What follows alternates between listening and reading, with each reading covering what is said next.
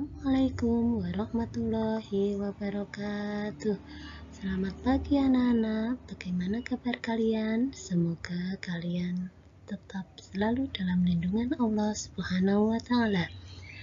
Berjumpa kembali dengan Ibu Tuti pada mata pelajaran Pendidikan Agama Islam dan Budi Pekerti kelas 6 semester 1. Pada hari ini kita akan mempelajari tema indahnya saling menghormati, materi pokok Quran Surat Al-Kafirun. Sebelum kita memulai pelajaran, marilah kita berdoa terlebih dahulu. Bismillahirrahmanirrahim. Raditu billahi robba wa bil islami dina wa bi muhammadin nabiyya wa rasula. Rabbi zidni ilma warzuqni fahma. Amin. Anak-anakku yang solih dan solihah, kompetensi dasar dan tujuan pembelajaran yang kita capai hari ini yaitu KD 3.1, memahami makna Quran Surat Al-Kafirun dengan benar. KD 4.1, membaca Quran Surat Al-Kafirun dengan jelas dan benar. Adapun tujuan pembelajarannya, selama dan setelah mengikuti proses pembelajaran, peserta didik dapat 1. Menelaah makna Quran Surat Al-Kafirun dengan tepat. 2. Menghubungkan makna Quran Surat Al-Kafirun dalam kehidupan sehari-hari dengan benar. 3. Menunjukkan lafal Quran Surat Al-Kafirun dengan jelas. 4. Mendemonstrasikan bacaan Quran Surat Al-Kafirun dengan benar. Baik anak-anak, marilah kita mengenal Quran Surat Al-Kafirun. Surat Al-Kafirun adalah surat yang ke-109. Adapun jumlah ayat surat Al-Kafirun ada 6 ayat. Surat Al-Kafirun mengisyaratkan tentang pupusnya harapan orang-orang kafir Quraisy Mekah zaman itu terhadap dakwah Nabi Muhammad SAW.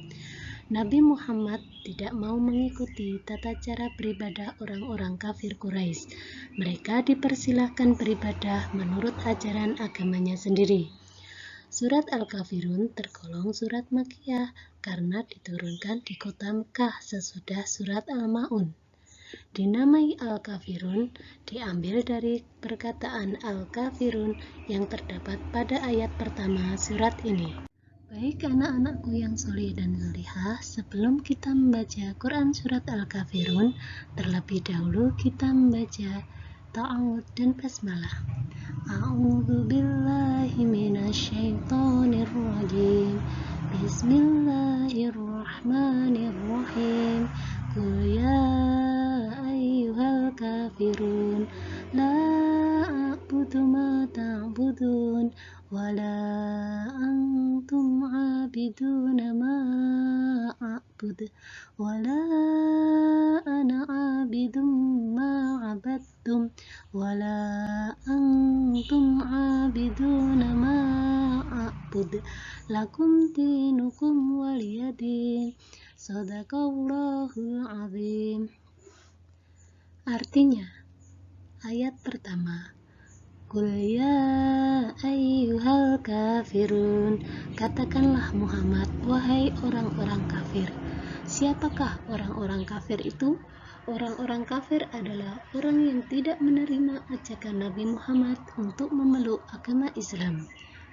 Ayat kedua, la a'budu ma ta'budun. Aku tidak akan menyembah apa yang kamu sembah. Pada ayat kedua, kita tidak boleh menyembah atau beribadah berdasarkan tata cara ibadah agama lain. Umat Islam hanya menyembah Tuhan yang Maha Esa, yaitu Allah Subhanahu wa Ta'ala, sesuai dengan firman Allah pada Quran Surat Al-Ikhlas ayat 1 yang berbunyi, Qul huwallahu ahad. Lanjut ayat ketiga, wala antum abiduna ma a'bud, dan kamu bukan penyembah apa yang aku sembah. Begitu pula pada ayat ketiga, orang kafir tidak melakukan peribadatan sesuai dengan apa yang dilakukan oleh umat Islam. Ayat keempat, wala ana abidum ma abadtum, dan aku tidak pernah menjadi penyembah apa yang kamu sembah. Ayat kelima, wala antum abiduna ma a'bud, dan kamu tidak pernah pula menjadi penyembah apa yang aku sembah. Pada ayat ini kita tidak boleh mencampur adukkan ajaran agama. Sebagai umat Islam, kita harus menjalankan ibadah sesuai dengan tuntutan Islam yang dicontohkan oleh Rasulullah SAW. Dan ayat yang terakhir yaitu lakum dinukum waliyadin, yang artinya untukmu agamamu dan untukku agamaku. Pada ayat ini kita harus menghormati ajaran agama yang dianut oleh mereka yang berbeda agama. Tidak boleh memaksa orang yang menganut agama lain untuk masuk ke dalam agama Islam, apalagi memaksa orang yang menganut agama lain untuk beribadah sesuai dengan ajaran Islam.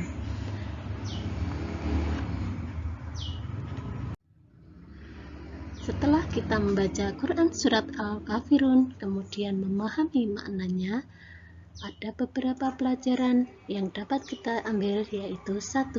Kaum musyrikin mengajak kompromi kepada Nabi Muhammad SAW untuk bergantian dalam menyembah Tuhan. Ajakan tersebut langsung ditolak oleh Allah dengan menurunkan Quran Surat Al-Kafirun. 2. Kita dilarang mencampur adukkan agama dengan cara melakukan peribadatan sesuai dengan tata cara agama lain. Yang ketiga, kita harus benar-benar mengesahkan Allah dan dilarang berbuat kemusyrikan, yaitu menyembah selain Allah. Yang keempat, kita harus toleransi dan menghargai ajaran agama lain. Baik anak-anak, marilah kita mendengarkan cerita hikmah. Ketika penaklukan Palestina oleh Khalifah Umar bin Khattab, para penduduk yang beragama Kristen was-was menanti sang khalifah. Mereka takut rumah ibadahnya dihancurkan dan dilarang untuk memeluk agama mereka. Kekhawatiran mereka tidak terjadi karena ketika Khalifah Umar bin Khattab sampai di Palestina, beliau melarang para tentara Islam untuk menghancurkan bangunan tempat peribadatan mereka. Mereka dipersilahkan untuk menjalankan ibadah sesuai dengan agama yang mereka anut. Begitulah keluhuran agama Islam yang penuh dengan toleransi. Dengan cerita tersebut, pelajaran yang dapat kita ambil yaitu kita harus dapat menunjukkan perilaku toleransi, simpati, dan hidup rukun antar umat beragama dalam kehidupan sehari-hari. Misalnya, ketika kita mempunyai teman yang berbeda agama dan akan melaksanakan ibadahnya, maka kita harus menghormatinya. Baik anak-anak, marilah kita akhiri pembelajaran pada hari ini dengan membaca doa kafaratul majelis agar apa yang kita dapatkan bermanfaat. Doa kafaratul majelis. Bismillahirrahmanirrahim. Subhanakallahumma wa bihamdika asyhadu an la ilaha illa anta astaghfiruka wa atubu ilaik. Terima kasih atas perhatiannya. Wassalamualaikum warahmatullahi wabarakatuh.